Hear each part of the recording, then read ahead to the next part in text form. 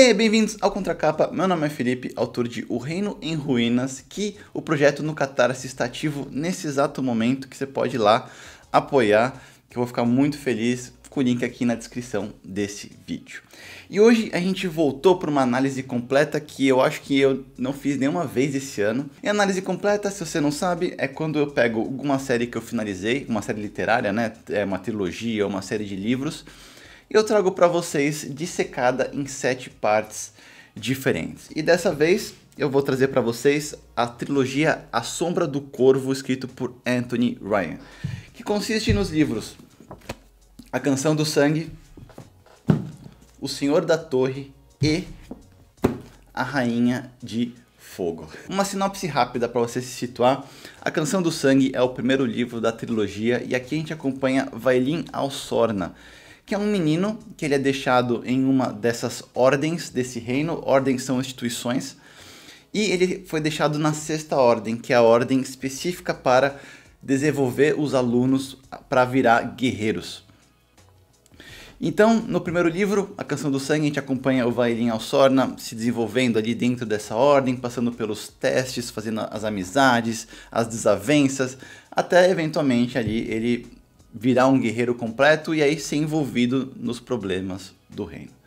Essa é a premissa de A Canção do Sangue. Eu tenho a resenha, se você quiser ver só a resenha dele aqui no canal também. Mas agora vamos para a análise completa da trilogia inteira. Então, quando eu estiver falando, eu vou, lógico, falar mais da Canção do Sangue, porque eu não quero trazer spoilers para você, mas não esqueça que eu estou falando da trilogia inteira. E só um adendo antes de encerrar essa introdução. A trilogia é uma história completa, né? Então são os 3 livros.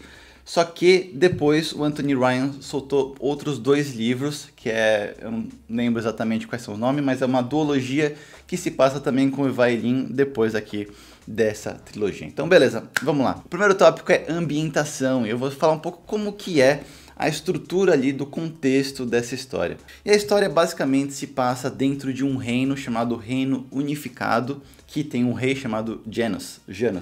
O rei, ele tem um lorde de batalha que é o maior guerreiro, é o guerreiro de maior escalão dentro desse reino dele. E por acaso é o pai do Vailin. Nesse reino também existe uma instituição que são as ordens. Vai da primeira até a 6ª ordem, sendo que cada uma dessas ordens tem uma especialidade diferente. Por exemplo, a 6ª ordem, que é onde o Vailin é deixado quando é criança, é uma ordem específica para transformar os alunos em guerreiros, em soldados. A 3ª ordem são os curandeiros. Então cada ordem tem uma especialidade diferente, mas apesar delas estarem dentro do reino, elas não são do rei. Então elas meio que atuam independentemente da ordem do rei. E eles ficam um pouco alheios ali da situação do reino em si. Então quando a gente acompanha a nossa história do Vailin ali, a gente meio que não está sabendo o que está acontecendo exatamente dentro desse reino, porque também pouco importa, não influencia dentro ali das ordens. Dentro desse mundo existe pessoas com habilidades específicas que muita gente, por não entender, tem muito medo e fala que esse tipo de pessoa tem as trevas. Então a gente está nesse mundo, um mundo fantástico, que tem pessoas com habilidades específicas que as pessoas têm um pouco de receio, falam que essas pessoas têm as trevas. E por ter as trevas, né? Então tem aquelas pessoas que querem caçar essas pessoas das trevas. Beleza, essa é a ambientação, esse é o contexto de toda a história de A Sombra do Corvo. Agora enredo, como que a história, né, se desenrola, se desenvolve. E a trilogia é escrita numa narração moldura, significa que o miolo da história, né, o grosso da história, não está nos primeiros capítulos ou interlúdios. Isso é porque o livro começa contando em primeira pessoa, na perspectiva de Vernier. Vernier é meio que um prosador, né, um cronista. E a história começa com o Vailin já condenado à morte. E o Vernier, ele encontra o Vailin da prisão e acompanha o Vailin por toda a jornada até a execução do Vailin. E o Vernier, como ele é um cronista, ele não se aguenta, ele é pego pela curiosidade da história do ponto de vista do Vailin. Me conta aí a sua vida, né? E aí o Vailin começa a contar toda a história dele, e é aí que entra ali no miolo da história. Os capítulos do Vernier são em primeira pessoa, os do Vailin ao Sorna são em terceira. E são os únicos pontos de vista que a gente tem na história, sendo que 95% é o Vailin e os 5% é o Vernier, só meio que mostrando como é que o Vailin tá aqui no nosso presente, assim. E essa é a Canção do Sangue. Então a gente acompanha a história do Vailin, o Vailin contando a história dele e como que ele se desenvolveu na ordem, na sexta ordem, coisas que ele aprendeu, não aprendeu, seus parceiros, como que ele se desenvolveu no futuro depois que ele foi, que ele virou um irmão completo, né? Porque os irmãos da ordem. E esse é o primeiro livro, puta, é sensacional, foi uma das melhores leituras que eu fiz esse ano. Mas aí, quando entra o Senhor da Torre e quando entra a Rainha do Fogo, a história dá uma baqueada pra mim. E isso por quê? Porque o autor, né, o Anthony Ryan, ele trouxe muito mais pontos de vistas, então são personagens que já tinham na história, mas agora tem, né, mais protagonismo na história. Então agora, além do Vailin, também tem o Frentes, que é um personagem que a gente conhece no primeiro livro, tem a Lirna, e no terceiro tem mais gente ainda. Então o autor ele faz a gente se apaixonar pelo Vailin no primeiro livro, e depois ele meio que joga o Vailin pra... ele tira o Vailin do protagonismo e coloca ele meio como secundário, mostrando outros personagens e aí mostrando um pouco mais do mundo também. Então pra mim a Canção do Sangue é, puta, muito legal mesmo. Aí depois, né, o Senhor da Torre e a Rainha do Fogo deu uma diminuída. O Senhor da Torre eu ainda gostei bastante. A Rainha do Fogo chegou uma hora que, puta, eu queria muito acabar logo essa história, mas... geral, foi uma história que se desenvolveu bem, no final começa a ficar um pouco mais prolixo, porque eu acredito que o autor meio que se apaixona pelo seu mundo e pelos seus personagens, e aí ele acaba meio que contando passado de personagens que não interessa pra história, sabe? Lugares que não influenciam em nada. Então ficou um pouco mais truncado mais pra frente, mas é uma história super bem escrita e bem contada. Legal, personagens. Então a gente tem uns personagens muito bem construídos, que é o Vernier. O Vernier nem tanto, assim, porque, né, é só a moldura da história. Mas o Vailin, puta, o Vailin é um cara que você, no final do primeiro livro, você tá torcendo com ele, você tá com ele. Todos os personagens que vêm ali como secundários no primeiro livro também. Eu não quero muito falar, né, quem que vai aparecendo no futuro, porque pode ser um ou outro spoiler, mas a princesa Lirna também, você vê como ela é manipuladora, só que você acaba meio que entendendo por que ela é assim, o que ela quer fazer. Então todos os personagens ali são bastante interessantes e bem desenvolvidos, porque, né,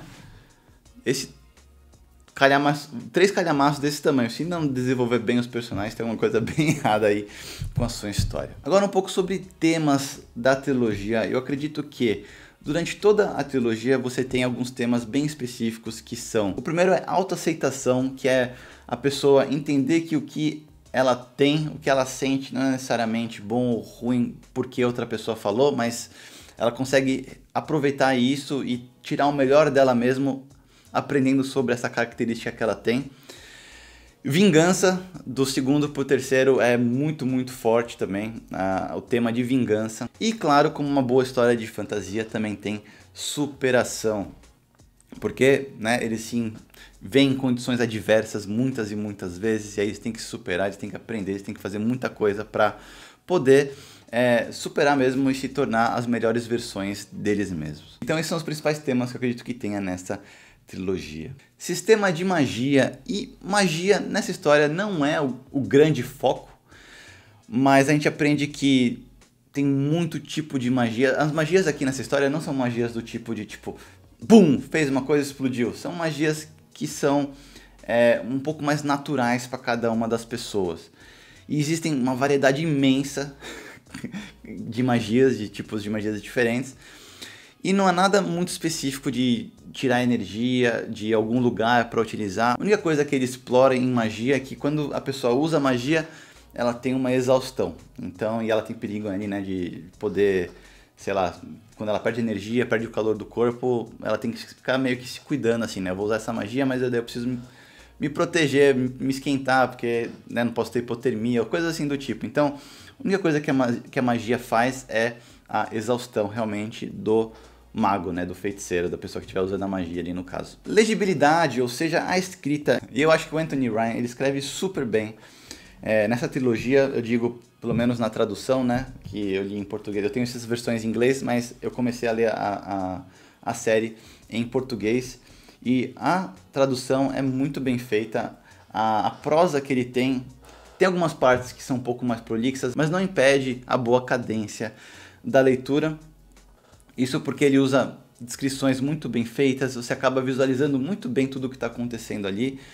Tem algumas coisas que ele é um pouco repetitivo, mas tudo bem. Esse aqui é o primeiro livro do cara, então, porra, fazer o que ele fez de primeira assim, não é qualquer um que faz. Lógico que ele vai meio que evoluindo. O que eu senti foi que ele evoluiu na escrita de acordo com a série foi indo, mas na exploração do mundo e no passado, nos personagens, acaba ficando um pouco a mais do que precisaria, sabe? Então ele desenvolveu a escrita, desenvolvimento começou a ficar um pouco mais lento ali.